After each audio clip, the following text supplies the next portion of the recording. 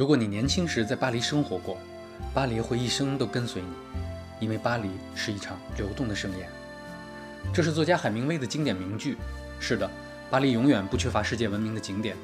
卢浮宫、埃菲尔铁塔、凯旋门、圣心教堂、红磨坊等等。其实，巴黎的不同街区有不同的风格、不同的风景，在这座美丽的城市里，也隐藏着很多值得人去探索的小众景点。大家好，我是小李哥，一个喜欢用不一样的方式丈量世界的旅行爱好者。今天就带着大家来看看巴黎这场流动盛宴的另一面。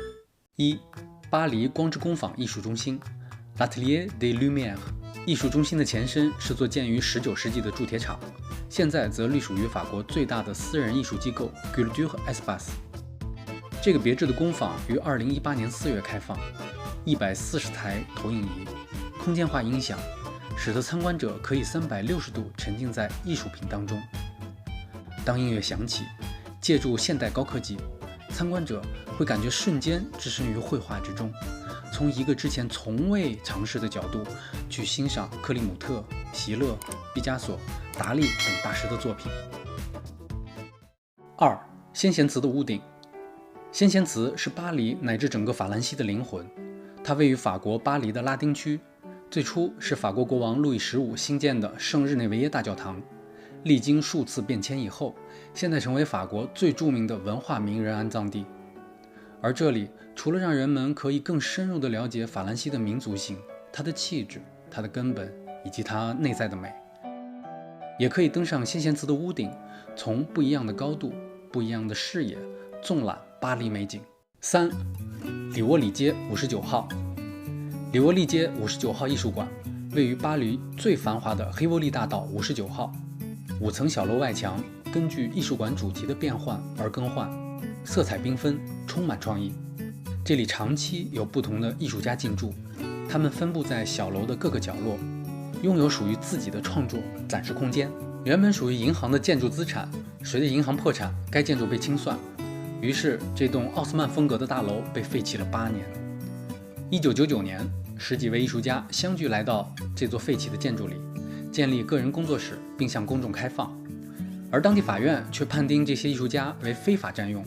命令59号楼的艺术家们撤离该建筑。经过数年的努力，2009年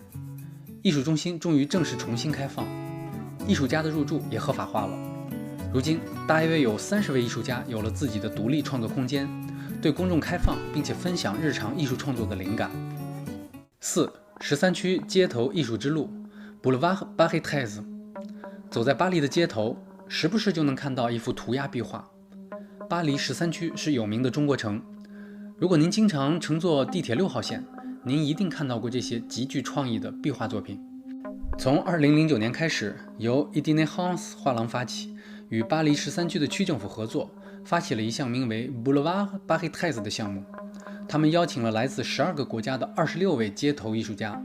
共同创作了35幅巨型壁画，给巴黎人和世界各地的游客们打造了一个露天博物馆。Musée Carnavalet 卡尔纳瓦莱博物馆。这是一座16世纪建造的贵族宅邸，几经转手之后，成为了这个藏身于马黑区之中的小巧博物馆。Musée Carnavalet 是一座收藏并展示巴黎历史资料的市立博物馆。博物馆的建筑本身也是历史建筑，馆内的藏品达到约60万件，用不同的房间放置相关联的绘画、雕塑、建筑、家具、古式徽号、标志物、门窗、服饰、招牌等等各种艺术主题创作收藏品，以及其他展示巴黎近代历史的资料，并介绍巴黎城市面貌、市井街道的历史变迁。任何想了解巴黎多层复杂历史的人都会去卡尔纳瓦莱博物馆参观。以上就是小李哥为大家整理的巴黎非著名但绝对值得一去的小众景点。如果您喜欢我的视频，请记得关注、转发、点赞。我们下期视频再见。